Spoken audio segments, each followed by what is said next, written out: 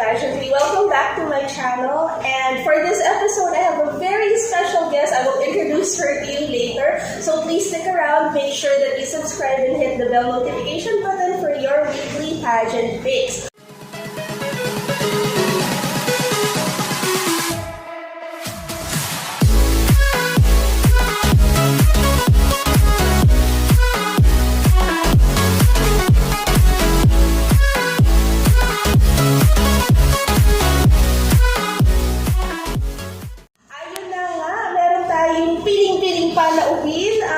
Maraming salamat. Siya ang ating unang umoo dito sa ating channel. Please introduce yourself, ganda. Hi everyone, this is Isabelle De Leon. Isabelle De Leon. Saan ka lalaban, be? Ilaban na natin yan. Sa Miss Multinational. Miss Multinational. So this is under Miss World Philippines. So isa to sa mga corona sa Miss World Philippines na napanalunan. So alam ko kilala ka ng lahat as Duday. Duday. Ayan. So buti naman. Aking maliit na channel, busy ka ninyo. Sobrang grateful po ako sa support. Of course, support tayo dyan. So, dun muna tayo sa introduction nitong pageant career mo. Because everybody knows na nandun ka sa showbiz as a childstar. Marami nakapanood sa'yo. And maraming, until now, Duday ang tawag sa'yo. So, how did you get into pageantry? What was the channel that bridged you from showbiz to pageantry? I was with a friend, tapos sabi niya, merong sa Miss World Philippines. Tumatanggap ng mga pwede mag-join. Naisip ko rin naman na it's a chance for me to grow as a woman and outside of your comfort zone. Ito gusto ko. That's where you grow. Talaga? Walang pumilit sa'yo. Wala naman nagsasabi sa'yo. Ano? Kasi iba, di ba kailangan yung lola nila, pinush mo na sila, or like may gay friend na talagang laban na laban sa Meron akong gay friend, si Gio. Si Gio ba? Itago na naman natin sa pangalan ng Gio. Pero wala ka bang like reservations doon? Kasi syempre you have to parade in a swimsuit, you have to be scrutinized by everybody, and of course yung trolling sa beauty pageantry, ibang level. Wala ka bang like reservations talaga? Wala naman. Sumali ako na may bukas na isip at I just really wanted to experience it, whether you win or not, di ba? Mahalaga naman doon yung experience mo. So yun, in-enjoy ko lang naman. So yung Miss World Philippines, siya yung unang venture mo into pageant? Yes. Wow, congratulations! Nakasukit ka agad ng corona. Salamat. Wow. Nung nakuha mo na si Miss Multinational, nanalo na tayo noong 2017 yung Sophia Morato. Yes. And then, si Chichi Magford yung sumunod natin. Maganda rin yung naging performance niya. Nung makuha mo yung crown na yun, of course, may pressure naman yan. But what was going through your head? Did you want to go into research na kaagad? Ano bang dumating sa coronation night mismo? Oo. Na-realize mo yun yung corona na napunta sa'yo? To be honest, I was just really grateful kung ano man yung ibigay sa akin corona. Tapos it turns out yung Miss Multinational na panilunan natin. What was going through my mind? Kasi medyo nung bago in-announce yung mga winners, kumbaga hindi naman ako nag-expect talaga na. Na-expect? Ito yung mga, isa ko sa mga like recognizable names na nandun. Usually kasi pag gano'n, pag yung recognizable name or talagang medyo maingay, usually nakakasukit at nakakasukit. Oo. Iniisip ko kasi nga, first time ko, ganyan, tapos, pero yun, kaya nung kinurunahan ko yung Miss Multinational, talagang grateful talaga ako. Naiyak ako, totoo pala yung gumagana. Ano yun? Ako siya pa yung practice. Hindi pala, totoo pala yun. Talaga? Yun. So, ayun, after that, dun ko na naisip na, I need to do my research. Tapos, I was able to meet up with Miss Multinational Philippines. She was really nice. Ganda. Tinuruan niya ako ng mga ano bang na-experience niya. Nung nag-compete siya sa Duday, dami-dami niya binigay na tips. So, Timmy. So this pageant of yours, which will happen this February, saan na yun siya? February 14 to 22. Puso. Yes. Diba? Valentine's na Valentine's. Ay, gigipad ka. Kaya nga, wala naman din ano. Nakakasukit naman pala lang, may hugot. Wala nang love life, may corona. Hindi, parang ilaban mo kasi walang love life. So, Feb 14 to Feb 22 kuya sa New Delhi, India. So, sa India, okay. So, very interesting India. Have you been to India?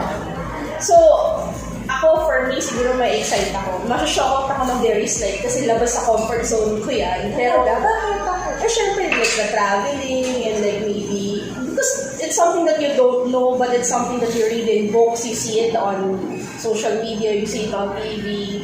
But it should be exciting, no? Oh, yes. So, Actually, parang pwede tayo. pwede tayo doon, actually. Oo. Kumbayin kasi ang Oo beauty nga, rin. ito rin, diba?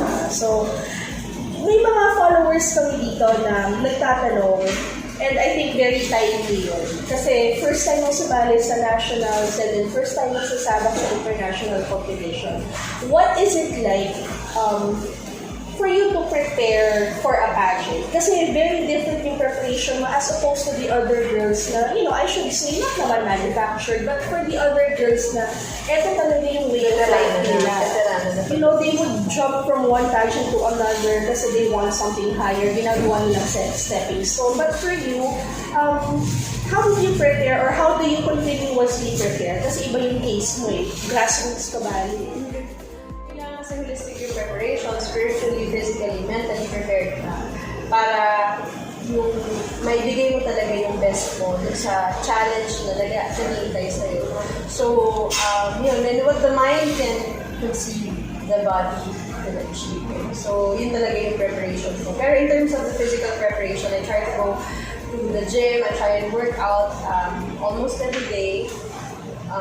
Tapos, no carbs and Tapos pinag-milk tea ko kayo. sorry naman. Hindi talaga. Except for today. Maraming salamat, Serenity. Ipasok na rin natin yan. Pero, Napasubo to lang. Hindi naman ako ganun ka-strict dun sa pagkain. Kasi madideprive ka, mabuburn out. Akala ko madidepress. Deprive lang pala. Depress. Yun yung problema ko. Hindi ba nakaka-burn out? Parang ang hirap Eh, hindi ko alam. Kasi wala na ako umiinom. Kasi pagka nag-workout ka ng talaga heavy workouts, tapos i-deprive mo pa yung sarili mo sa food, baka lalo kung walang ma-achieve, diba? So, I just try to find that balance. Balance lang. Oo. Like, hindi ka naman sobrang cutthroat na kailangan sobrang rip ka pagdating mo. Yes. Ano hinahanap nila sa Miss Multinational? Napapansin ko kasi ang babagets sa mga pinapadala natin doon. Ano hinahanap nila? It's mostly debates kasi tapos mga yun, talagang mas marami sa kanila yung Q&A and all that. So, kaya kasi doon kinurunahan doon because a lot of our followers kapag nagpo-comment, natutuwa sa'yo, sabihin nila, uy, smarty pants yan, uy, marunong magsalita yan. So, kaya, prepared ka ba doon? I mean, how are you as a person? Like, ano ka ba? Do you get into arguments? Do you get into debates? Or talagang kailangan? Oh, sige na, magsabi ka na. Talaga. Kasi in real life, ano naman ako eh, simple lang naman, very chill lang, and kikay, and ganun lang naman, parang ito lang naman, ganyan. Pero pagka nandun ka kasi, you only have 30 seconds to answer, pagka nasa Q&A ka, plus you have to consider adrenaline rush, yung mga tao, tapos, actually before nga Q&A, nanonood din ako ng mga past Q&A videos. Hindi ko talaga masisisi yung mga ibang kandidata na nagba-black out.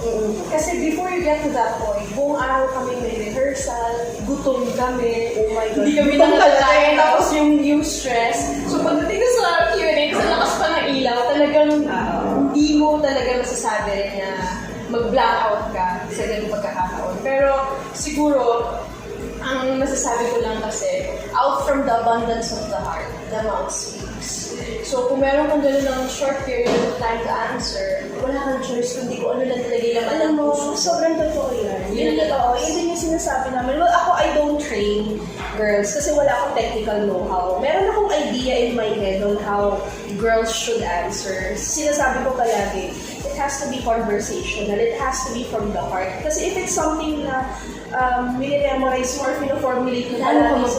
Oo, kasi hindi totoo yun eh. Ang mahirap lang sa ganyan, syempre, kapag ikaw yung tipo ng tao na very polarizing yung mga opinions mo. Kasi talagang, kung yun ang pagkatao mo, talagang yung mga lalabas confess. talaga yun. Oo. Pero more than anything, kailangan, even in job interviews, pag tinatanong ako, kasi usually yung mga job interviews ko nag-turn into like a super fun conversation. Talaga?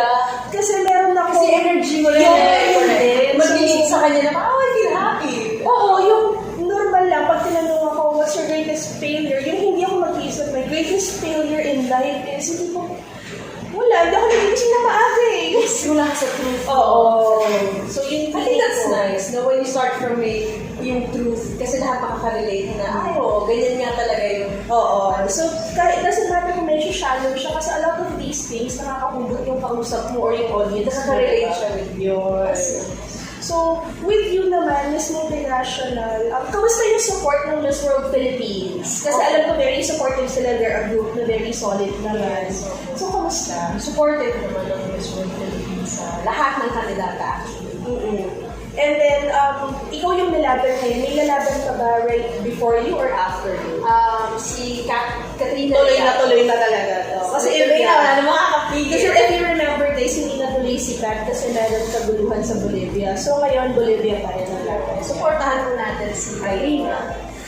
What about your training? Are you under a camp or are you training on your own? I'm still with ACES. With ACES. So, ongoing pa rin yung pasarada, training with Mama Ian. Uy, hi Ian! Friend ko yun si Ian. Yes, Oo, yes, friend ko si sobrang Ian. bait niya. Tapos, Q&A, sila Tito Jerry, sila Tito Nat, Bronze. Ayun, love ko rin yung si Tito Nat na yun. Diba? Love ko lang yung love. Ako rin. Every time na nagtuturo sila, sobrang enjoy talaga ako.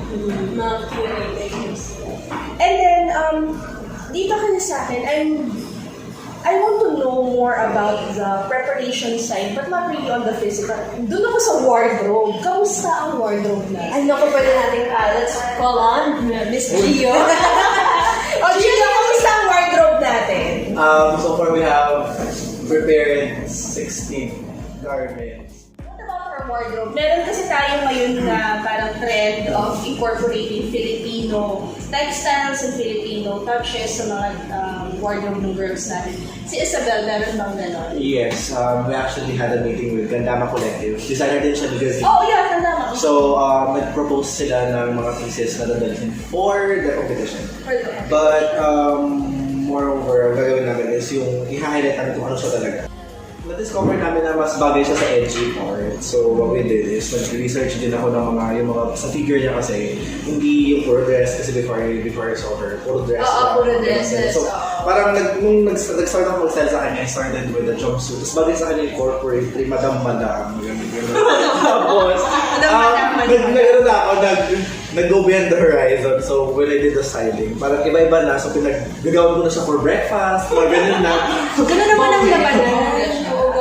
Lalo na yung Miss Multinational Philippines. Yeah. Sobrang gagawin. Ito ba yung nakita ko na Ito ba yung nakita ko na naka-crowd? Yes, Pinost natin so, kailan So, we have like 9 designers na nag-supply ng mga wardrobe sa amin. Sino ba? Thank you tayo sa kanila. Ayan, yung mga designers na ginamit niyo. So, we have Alfie Morato, Iloilo. Ang mga designers pa namin, puro localist. Local, okay. So, Kailangan naman talaga. So, Alfie, Glennie, si Glenn. So, dami nila but yeah, more or less mga 9 designers. 9 or 8 designers. I think this is the perfect time for me to ask this question because hindi kasi tama. Like ako, kung ako sasali, choice, ako hindi ko alam saan ako huhugot ng damit. Hindi ko alam kung paano i-contact ko mga designers na to. Like, how does this work?